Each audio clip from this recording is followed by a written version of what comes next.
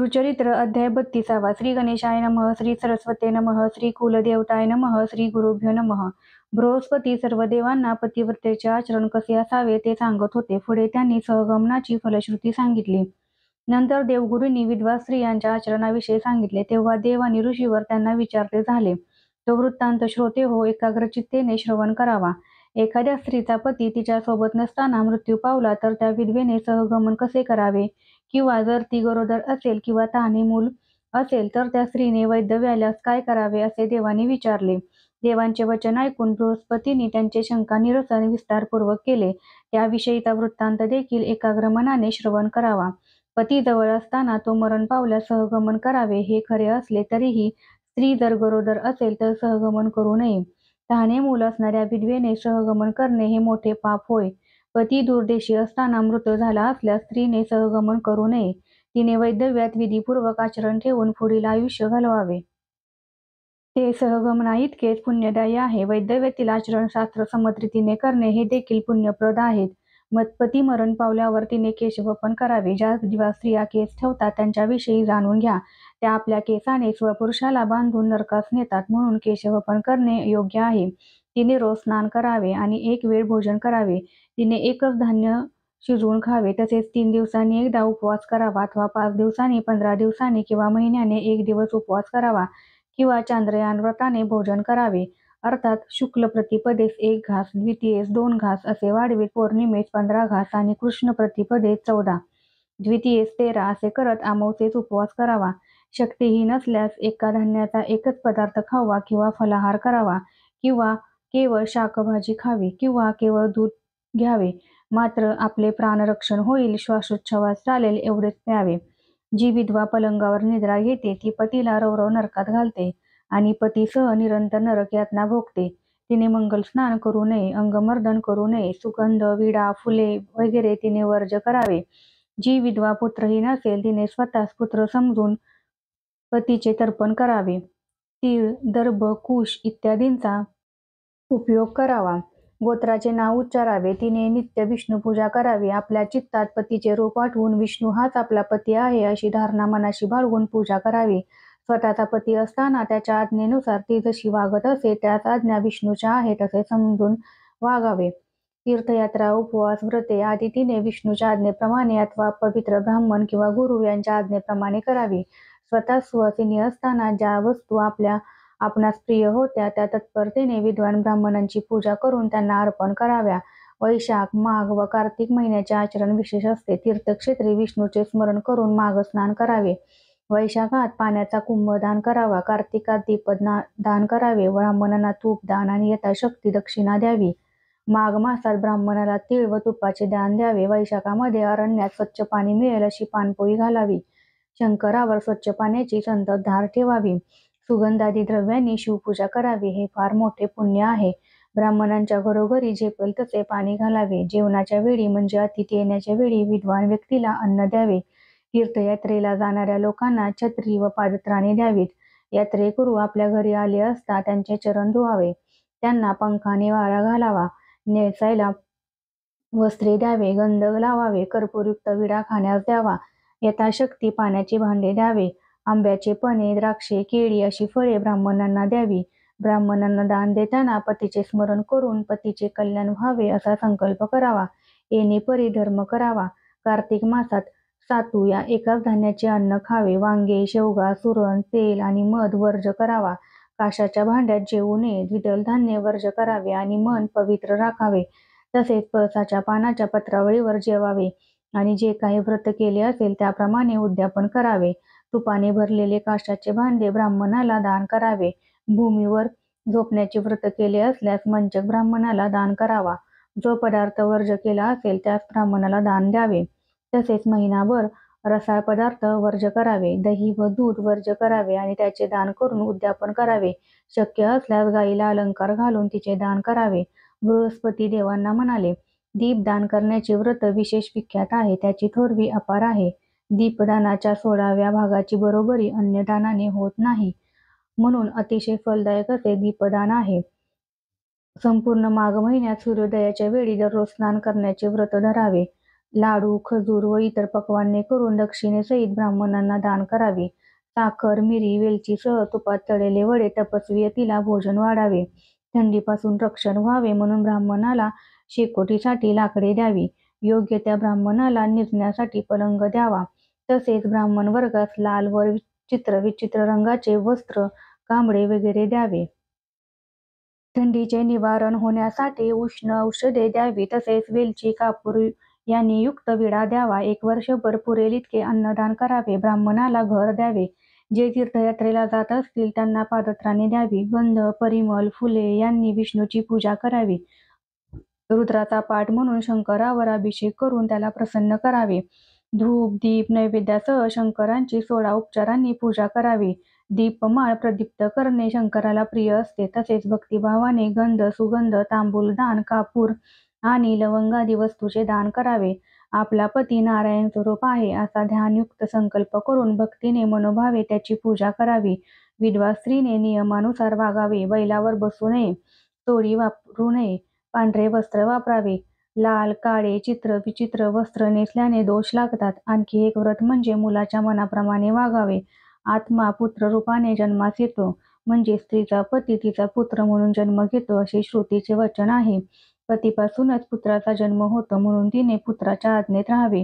विधवेने असे आचरण ठेवावे असे शास्त्र पुराणात सांगितले आहे.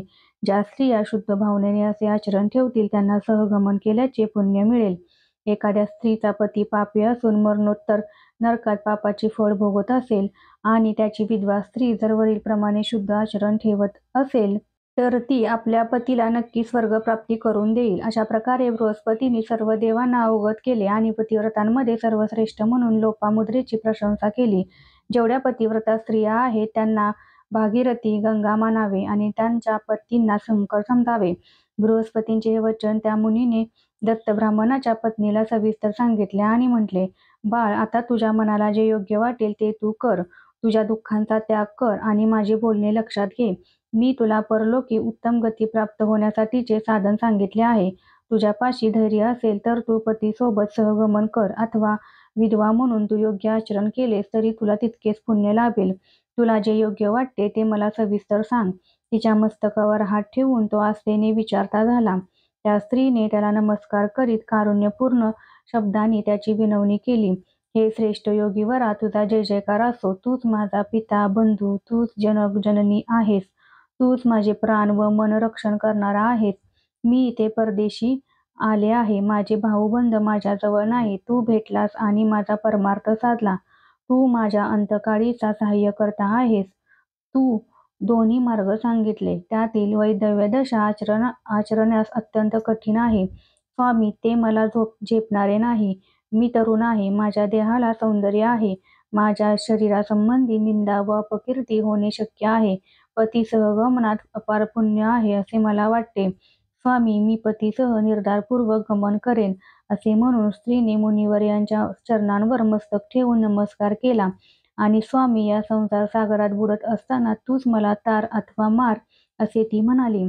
त्या करुणारूपी कृपासागर योगेश्वराने तिला उठविले आणि अभय देत म्हटले, तू पतीसह राहा. हे माते, मी तुला सांगतो ते नीट ऐक. तुझ्या पतीला घेऊन तू संगमावर जा. श्रीगुरूंची भेट व्हावी.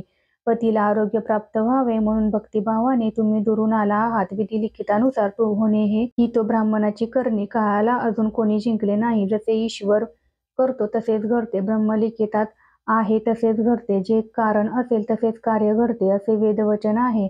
तेव्हा कुणीही दुःख करू नये. हरिश्चंद्र राजा होता तरीही त्याला डोंबाच्या घरी पाणी भरावे लागले. बळीराजा होता, तोही पाताळात गेला. 6 कोटी वर्ष आयुष्य असणारा रावणही काळाचा एक घास झाला. दुर्योधनाची स्थिती काय झाली? भीष्माचार्य इच्छामरणी होते, मात्र तेही रणांगणात पडले. परीक्षित सापाच्या भयाने लपून राहिला, परंतु त्याचे पुढे काय झाले? अशा प्रकारे संसारात अनंत अवतार देव दानव होऊन गेले, परंतु ते सर्व काळाच्या अधीन झाले. म्हणूनच सांगतो की या पृथ्वीवर काळाला जिंकणारा कुणीही नाही. मग तो देव असो वा दानव. एका गुरु वाचून काळाला कुणीही जिंकू शकत नाही. ज्याच्या मनात भाव असेल त्याला तशी प्रचिती येते. आता तुम्ही सहगमन करावे, मात्र त्याआधी प्रत्यक्ष अंतकाळी गुरुदर्शनासाठी जावे. असे म्हणून त्याने तिच्या कपाळाला भस्म लावले.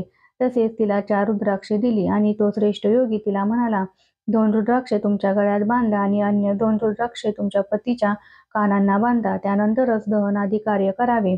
मी तुम्हाला आणखीन एक सांगतो. तुम्ही गुरुदर्शनाला जाल तेव्हा तिथे काही ब्राह्मण रुद्र सूक्त म्हणत असतील. त्यावेळी श्रीगुरूंचे पाय धुतले जातात. तेव्हा तिथे जाऊन तेच तीर्थ घ्यावे, स्वतःच्या शरीरावर शिंपडावे आणि त्याच तीर्थाने प्रेतावरही प्रोक्षण करावे. त्यानंतर सहगमन करतेवेळी सुवासिनीस वाणे द्यावीत, ब्राह्मणांना दाने द्यावी असे सांगून तो तपस्वी निघून गेला. तेव्हा त्या पतिव्रतेने शुद्ध भावनेने पुढची तयारी केली. योग्य ब्राह्मणांना बोलावून तिने प्रेताला प्रायश्चित करविले. 16वा संस्कार करून प्रेतपिंडादी कर्मे करविली. नंतर तिने स्नान केले, पिवळे वस्त्र परिधान केले, सर्व अलंकार धारण केले आणि हळदी कुंकू लावले. ब्राह्मणांनी विधियुक्त प्रेतसंस्कार केले. प्रेत लाकडावर नीट बांधले आणि नदीकाठावर नेले. तळ हातात अग्नी घेऊन ती पतिव्रता पतीच्या प्रेतापुढे चालू लागली. तिचे वय 16 वर्षाचे होते. ती सुंदर होती. त्यातून तिचे आभूषणे धारण केल्यामुळे ती लक्ष्मीसारखी दिसत होती. नगरातील जवळपास 4000 स्त्रिया तिला पाहावयास आल्या. पतिव्रतेचे दर्शन घेऊन त्या मस्तक लवून वंदन करू लागल्या. त्यातील काही म्हणाल्या, "काय हो नवल, ही मुलगी किती लहान वयाची आहे. काय हे पूर्वकर्माचे फळ. पतीसह ती सती जात आहे. तिला पतिसुख असे काही मिळालेच नाही, बाळही झालेले नाही, तरीही तिचा जीव पतीशी किती एकरूप झाला आहे. ती आनंदाने सती जात आहे." तर दुसऱ्या काही म्हणाल्या, "अहो, कुणीतरी तिला समजावा. उगीच जीव का देतेस. माहेरी तुझ्या आई-वडिलांकडे परत जा." तर काही म्हणाल्या, "ही स्त्री खरोखरच पतिव्रता आहे. हे जगन्नाथा, सर्व स्त्रियांना अशी योग्य बुद्धी दे. हिचे आई-वडीलच खरोखरच धन्य आहेत. आता ही 42 पिढ्यांचा उद्धार करील."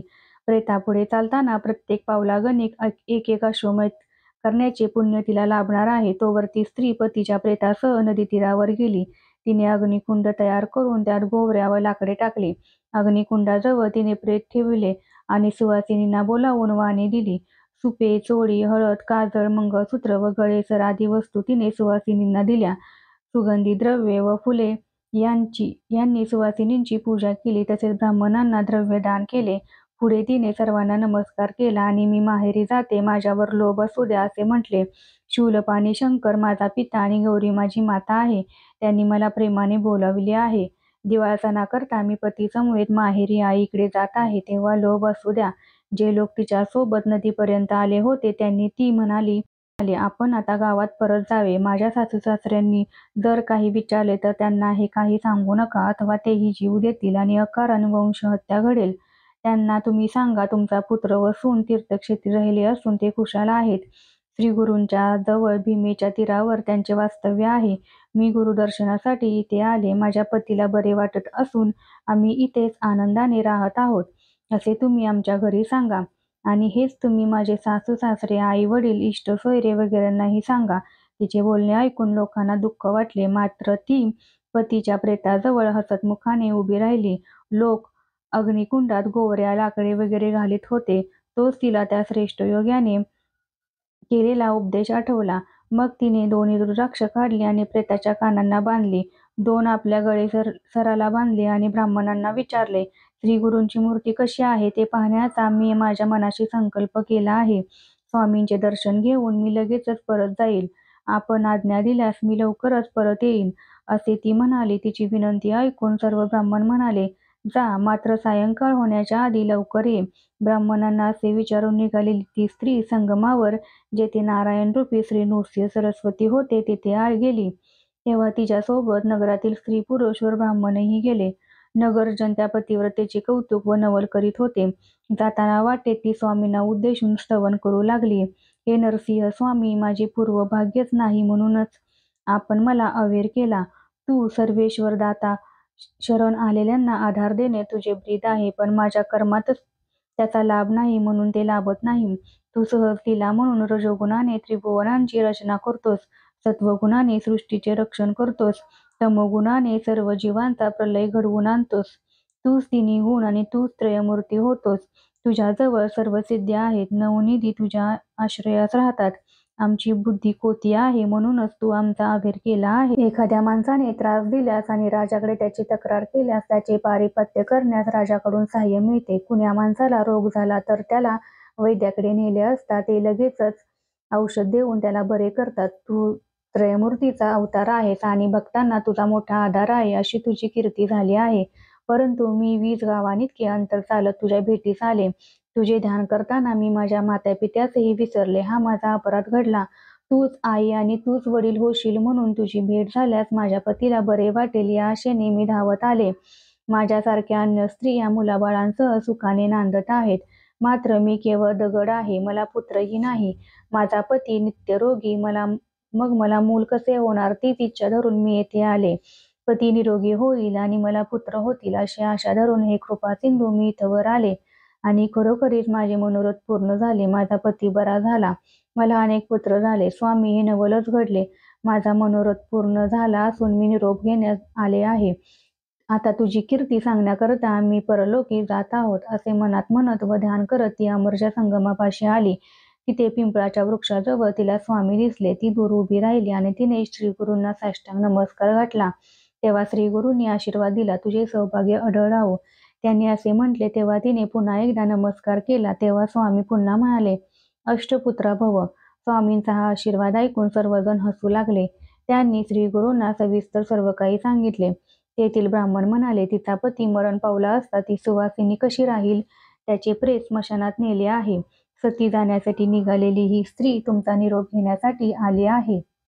तुमचा निरोप घेऊन ती अग्निकुंडापाशी जाईल. पुढे तिला पतीसोबत दहन करण्याचे ठरले आहे. ब्राह्मणांचे बोलणे ऐकून श्रीगुरू हसून म्हणाले, हे सौभाग्य अढळ आहे. मग हिला मरण कसे येईल? श्रीगुरू तेव्हा म्हणाले, आमच्याजवळ ते प्रेत आणा पाहू. त्याचा प्राण कधी गेला हे तर पाहूया. श्रीगुरू ब्राह्मणांना म्हणाले, आमचे वचन असे आहे की हिचे सौभाग्य स्थिर आहे. तुम्ही मनात मुळी शंका धरू नका. हे वचन आता श्रीशंकरच खरे करतील. प्रेत संस्कार करू नका. त्यास माझ्याजवळ आणा असे ते म्हणाले. श्रीगुरूंनी सांगितल्यानुसार सर्वजण प्रेत आणण्यासाठी धावत गेले आणि उपस्थित जन हे काय आश्चर्य म्हणून नवल करू लागले. हा प्रकार घडत आहे तोच तिथे 4 ब्राह्मण आले आणि त्यांनी श्रीगुरूंचे पूजन केले. त्यांनी रुद्रसूक्त म्हणून श्रीगुरू चरणांवर अभिषेक केला. त्यांची षोडोपचारे पूजा केली. अनेक 20 तीर्थांची पूजा घातली. तोवर त्या प्रेतास घेऊन गेलेली मंडळी परत आली. त्यांनी गुरु समोर ते प्रेत ठेवले. तेव्हा श्रीगुरूंनी उपस्थित ब्राह्मणांना त्या प्रेताचे दोर सोडण्यास सांगितले. आपल्या चरणाचे तीर्थ श्रीगुरूंनी ब्राह्मणांजवळ दिले आणि हे तीर्थ प्रेतावर शिंपडा आणि त्यानेच प्रेताला स्नान घाला असे सांगितले. त्यांच्या आदेशानुसार त्या ब्राह्मणाने प्रेताला तीर्थाचे स्नान घातले. तेव्हा श्रीगुरूंनी अमृतमय दृष्टीने प्रेताकडे पाहिले. श्रीगुरूंनी अमृतमय दृष्टीने पाहताच प्रेत सचेतन झाले. तिचा पती तत्क्षणी उठला आणि आळोखे पिळोखे देता झाला. आपला विवस्त्र आहोत हे पाहून त्यास लाज वाटली. तेव्हा तो नवे वस्त्र नेसून एका बाजूला बसला. आपल्या पत्नीला बोलावून म्हणाला, मला कोठे आणलेस? हा यतीश्वर कोण? इतके लोक इथे उपस्थित असताना तू मला उठवले का नाहीस? मला मधोन्मत्ताला झोप कशी आली? पतीचे बोलणे ऐकून तिने घडलेले सर्व काही सविस्तर सांगितले. पुढे ती दोघे हात जोडून उभी राहिली. त्यांनी श्रीगुरूंच्या चरणांवर मस्तक ठेवून वंदन केले. त्यांची स्तुती केली. उपस्थितांना हा विलक्षण चमत्कार पाहून अत्यानंद झाला. त्या उभयतांनी म्हटले, आम्ही पापी आहोत. आम्ही पाप केले आहे नव्हे. आमचा जन्म पापापासून झाला आहे. आम्ही दुर्बुद्धीने पाप करण्यास प्रवृत्त झालो. पापसागरात बुडालो. हे त्रयमूर्ती जगद्गुरू, आम्ही तुला विसरलो. हे शरणागत रक्षका, तुम्ही जीवनमात्राचे रक्षण करणारे साक्षात श्रीशंकर आहात. अशी तुमची त्रैलोक्यात कीर्ती आहे. हे जगद्गिरो विश्वमूर्ते, हे परात्परा सच्चिदानंद रूपा, हे ब्रह्मा विष्णू महेश्वरा, हे विश्वकर्त्या जगतभर्त्या, हे कृपासागरा, गुरुनाथा, भक्तजनास वरप्रदान देणाऱ्या स्वामीनाथा, हे गुरुमूर्ते, जटाजूटधारी पशुपते, तू मनुष्य रूप धारण करून पृथ्वीवर अवतार घेतला आहेस. तुझा जय जयकार असो. हे पिनाकपाणी, तू देवांमध्ये श्रेष्ठ आहेस. तू भक्तजनांचे नित्य पालन व रक्षण करतोस. तू आमचेही रक्षण कर. तू सर्व भूतमात्रात राहतोस. तुझ्या चरणांना नमन. तू आम्हाला माते समान आहे. तू त्रिभुवनाचा निर्माता आहेस. तुझ्या चरणी आम्ही शरण आलो आहोत. तुला न ओळखणे हे आमचे अज्ञान आहे. तेव्हा आता पुन्हा जन्मास येणे नसावे असा माझ्या मनाचा निश्चय झाला आहे. आपले जर कुणी ऐकले नाही तर त्याच्यावर आपण कोप धरतो. परंतु माझ्या मनात तुमचे निर्मळ निष्कलंक रूप साठलेले आहे. तुमच्या मनात क्रोध नाही. तुम्ही सर्व गुणांनी युक्त अशी आनंदमूर्ती आहात. आपण सर्व भक्तजनांचे रक्षण करता. तुम्ही जीवमात्रांवर कृपा करता. शरण आलेल्यांचा सांभाळ करता. ऐहिक व पारलौकिक सुख प्रदान करता. चारही पुरुषार्थाला पूर्णत्व देता. तुम्ही दयासागर चैतन्याचे आगार हे श्री गुरु नृसिंह सरस्वती आम्हाला क्षमा करा. त्यांनी श्री गुरूंची नाना प्रकारे स्तुती केली. तेव्हा श्री गुरुमूर्तींनी त्यांना प्रसन्न होऊन आश्वासन दिले, तुम्हाला 8 मुले होतील. तुम्ही श्रीमंत व्हाल, आनंदात राहाल. तुमचे सर्व दोष गेले आहेत. हा देह अंत पावेल तेव्हा तुम्ही मुक्त व्हाल. तुम्हाला 4ही पुरुषार्थ खरोखरच प्राप्त झाले आहेत. आता संशय सोडून तुम्ही सुखाने राहा. असेही ते म्हणाले. ही घटना घडत असे तोवर तेथे जमलेल्या स्त्री-पुरुषांनी श्रीगुरूंचा प्रचंड जयजयकार करण्यास प्रारंभ केला. सर्वजण श्रीगुरूंना नमस्कार करू लागले, त्यांची स्तुती करू लागले. निरांजने ओवाळून सर्वत्र जयजयकार करू लागले. त्यातील एक ब्राह्मण वाईट बुद्धीचा होता. त्याच्या नशिबात पुढे नरकवास होता. म्हणून त्याने श्रीगुरूंना धूर्तपणे एक शंका विचारली. ब्राह्मण म्हणाला, स्वामी, माझी एक विनंती आहे. माझ्या मनात संशय उद्भवला आहे. ब्रह्मलिखित सत्य होते असे वेदशास्त्रे पुराणे नित्य सांगत असतात. या विप्राला अपमृत्यू न येता त्याचा मृत्यू आजारी पडून भर दिवसा क्रमप्राप्त असा झाला. मग त्याचे प्राण परत कसे आले? तेव्हा ब्रह्मलिखित खरे की खोटे? यातील खरे काय ते आपण मला स्पष्ट करून सांगावे. तेव्हा श्री गुरु हसून त्या मूर्ख ब्राह्मणाला म्हणाले, मी तुला जे सांगतो त्यास एकाग्र चित्ताने ऐक. याचा जन्म पुढे नक्की होणार आहे. पुढील जन्मातील त्याच्या आयुष्याची 30 वर्षे मी ब्रह्मदेवाकडून या जन्मासाठी मागून घेतली आहेत आणि मी ब्रह्मदेवाकडे जे मागितले ते भक्तांचे रक्षण करण्यासाठी, असे श्रीगुरूने सर्व ब्राह्मणांपुढे सांगितले. तेव्हा सर्व लोक आश्चर्याने तटस्थ झाले आणि श्रीगुरूंना नमस्कार करून आपापल्या घरी गेले. या घटनेची कीर्ती 4ही दिशांना पसरती झाली. पतिव्रतेने पतीसह संगमावर स्नान केले. संतुष्ट मनाने त्यांनी भक्तिपूर्ण पूजा केली. पुष्कळ द्रव्य खर्च करून आराधना केली. नंतर सूर्यास्ताच्या वेळी दाम्पत्य स्वामीच्या मठात गेले. तिथे जाऊन ते स्वामींना वारंवार वंदन करू लागले. सामग्री सहित पूजा आणि आरती करू लागले. सिद्धमुनी शिष्य नामधारकाला म्हणाले, आता यापुढे असलेली अपूर्व कथा तू लक्षपूर्वक ऐक. अशा रीतीने सरस्वती गंगाधराने विस्तारपूर्वक सांगितलेले श्री गुरुचरित्र ऐकल्याने सर्व अभीष्ट प्राप्त होते. या श्री गुरुचरित्रामृतामध्ये ब्राह्मणाचे प्रेत उठवले आणि त्याच्या पत्नी सौभाग्य प्रदान करून घरच्यांना सुखावले ही कथा आलेली आहे. अशा रीतीने श्री गुरुचरित्रामृत ग्रंथामधील परमकल्पतरू कथांमधील श्री नृसिंह सरस्वती उपाख्यानाच्या अनुषंगाने सिद्ध व नामधारक संवादामधून घडणारा प्रेत सजीव केल्याचे वर्णन करणारा हा 32वा अध्याय पूर्ण झाला. हा अध्याय श्री गुरु दत्तात्रेयांचरणी अर्पण करीत आहे. श्री गुरुदेव दत्त.